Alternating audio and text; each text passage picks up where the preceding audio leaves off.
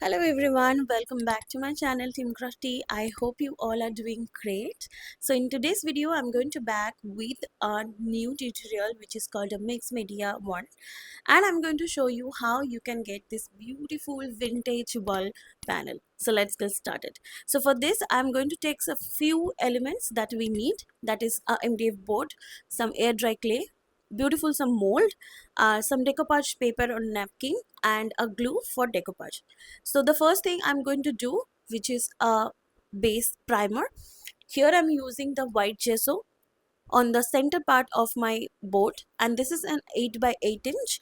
And now I will make beautiful pattern, or you can say beautiful clay element with the help of air dry clay and some silicone mold. So this is a very beautiful silicone mold. I got it from Itsy from my recent haul. If you missed the recent haul video from Itsy, all the craft supplies I have purchased from Itsy. So I'll put the link here on the I button, and also I will put it in the description box. So don't forget to check this out. And after creating this beautiful design, I'm going to move to another mold which I got from, I think, Amazon. I will put the link of all possible items that I have used for this particular one, and I need to watch you till the end so that you get the product, you get the tutorial, and also you will understand the process better, because this is a very important topic that I really want to teach you, that is our mixed media technique. So once my designs are done, I'm going to also add some letter. So there's a beautiful cute alphabet, you know silicone mold. I got it from Itsy again in a very good price. So I'll put the link also for this product. And now I will just need to use a beautiful border design, and this silicone mold is from Instagram band. I will put that link also. And this beautiful design of decoupage napkin is from Itsy. So mixed media. So mixed media in the sense of I will use a few different techniques to make one single project. So here the first things that I am going to use is a decoupage. So decoupage is one of my favorite art form. So here, as you all guys know, that in decoupage we generally use a printed paper, that can be a napkin, that can be a printed one, that also can be a cloth. And then we need to attach it on our base, and base should be a proper white. As you can see, I have used one single coat of gesso, which is a brush coat, so that is why it is not that good finished. And that is how I'm going to give it a nice good coat with my sponge dabber, with a dabbing technique, so that all the brush strokes are heights underneath of this technique. And now after drying, I will be continuing doing the decoupage technique. So for the decoupage art, we need a glue. You can take any glue. You can take your regular Fevicol with a little bit of water, because this is very thick. And here I am using a Fevicryl glue, which is special for decoupage technique. You also get the decoupage glue from Itsy, and then you need to attach your printed paper. So here attach it from the one single side diagonally, so that no air bubbles, no cracks are there. As you can see, this is very seamless. And I'm going to stick the edges also. And I only apply the white color on the center part, not on the edges, because I need my edges to be a little bit darker. And that is why I plan the technique like this. So as you can see, this is very seamless.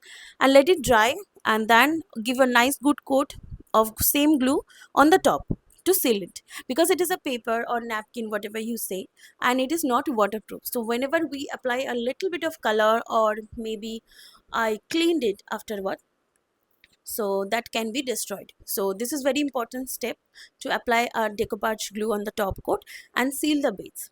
So once my decoupage technique is done, I forgot to add a hook on the back side, because I'm going to use a clay work that can be hung on the back side. So I'm going to apply the hook on the back side first, and then I will start doing my clay part. So for the clay part, I have already made the design prior to this. So this is a 50% dried condition. Now it is very easy to attach on the base, and for the attaching part I am going to use regular Fevicol glue. You can use silicone glue or maybe a hot glue gun, but I prefer to use a Fevicol like this way. And here I have already taken all the measurement and whatever design I need to make, I made it prior attaching. So you can do this as well. And like this way I am going to create the design or the pattern on the both four side, and I will completely let it dry for another 1 to 2 hours. So this is a air dry clay from the Zobi, and it doesn't even need to mixing with another product. It itself a air dry clay, so it is very easy to use. So for the project I use in a lot of surface, so that is the time I love to use this product. Otherwise I generally prefer to use Fevicryl molded, that is very strong. Also I have attached this garden design on the top layer. So finally I decided to add it here because I was so confused that it is going underneath or upper part. And finally I have decided to place it on the upper side because it is blank. Okay, now it's time for coloring. So before coloring, make sure your clay part is completely dried. Okay, and then I will start doing the coloring. As I have already shown you the different color shade of chalk paint I am going to use on this particular one, because this is a vintage one, right? The prints is also a vintage one, so you need to mix and match the color with the background. So here is the final, project will look very seamless. It doesn't look like a painting or merging it with the background. It will look completely as a painting. Okay, so just watch how I did it, because this technique is very up to you that what color you are going to choose, because your paper will may be different from my paper. So choosing color is very important, and also it is very important to mix and match it with the background, because for me, I like to do it on the darker to lower, lighter shades, like on the edges of my board with the clay part I'm going to make it a very darker shade, and from the center part I will be keep doing it on a lighter one. So like this way you can also add a little bit of black as a shadow, and here I will use black and chocolate color, mix and match together, and adding the definition to my clay work. So once that is completely done, okay, remember it should be dried properly. All the parts should be dried color properly, and then you can step up to the next step. So for the next step that will be a highlighting one. So already I have added the shadow. As you can see, I'm going to mix it with the background because now it is not looking perfect, but we need it to be perfect. Like this way we are going to add the color on the layer wise, and we are going to mix and match it with the background. So once that is done, use a sponge dabber. That should be a dry. Okay, that will gives you the ultimate finish. I'm telling you again and again not to use any other tools. Use a sponge dabber which is dry. Take a little bit of white color, dab it continuously on the board, and then apply it on the clay part. I'm going to show you how you can use it. Just wait, okay?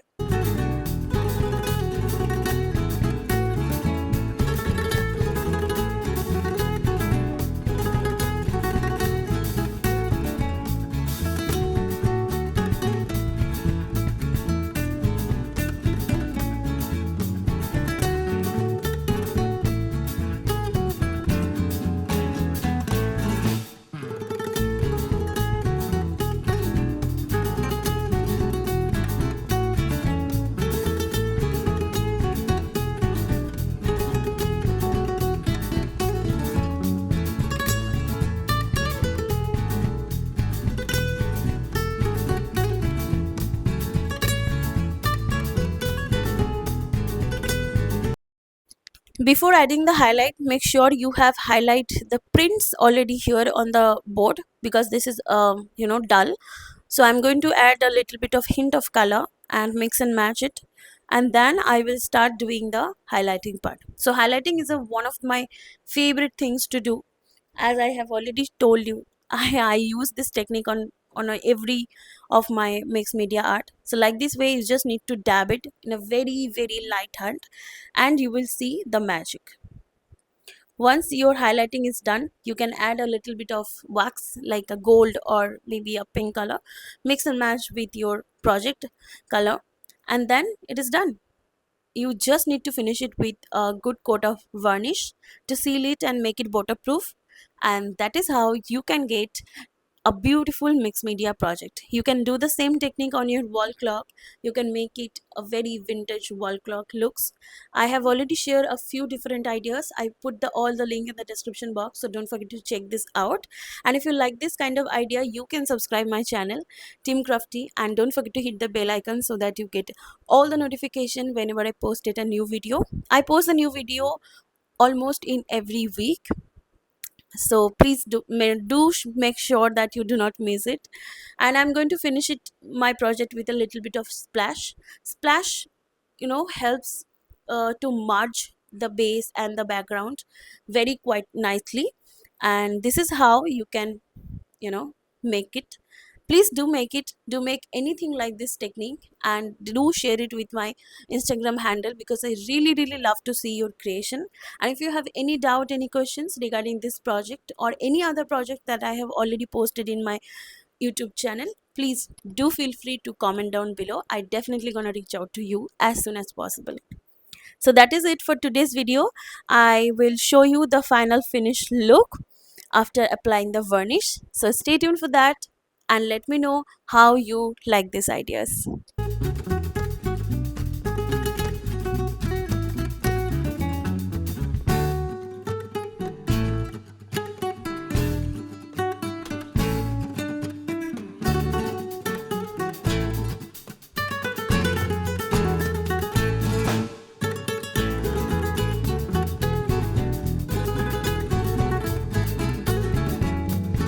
So this is the final finished look. I loved it a lot because I love vintage things. I love something which is rusty, which is gold, which is vintage, and everything related to this vintage technique. I love it a lot. So I hope you enjoy, and let me know on the comment sections that how you like these ideas. And that is it for today's tutorial. I see you all in my next one. Till then, take care and goodbye. And don't forget to subscribe my channel Team Crafty.